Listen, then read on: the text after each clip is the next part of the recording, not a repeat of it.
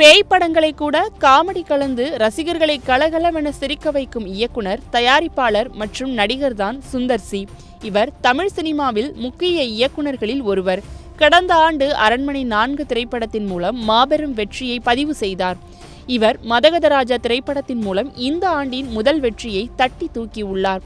நடிப்பு, இயக்கம், தயாரிப்பு என படும் பிஸியாக வலம் வரும் சுந்தர் சி கைவசம் தற்போது கேங்கஸ் மற்றும் மூக்குத்தி அம்மன் 2 ஆகிய திரைப்படங்கள் உள்ளன.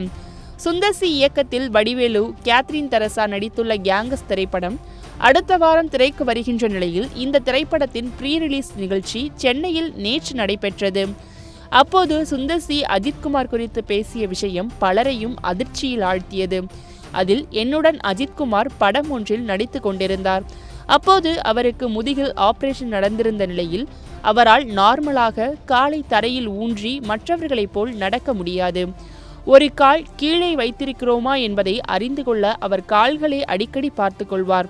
அந்த அளவிற்கு அவருக்கு உடல்நலம் இருந்தாலும் ஆக்ஷன் காட்சிகள், நடன காட்சிகள் என அனைத்திலும் நடித்து எங்களை ஆச்சரியத்தில் ஆழ்த்திவிட்டார் என்று தெரிவித்துள்ளார்.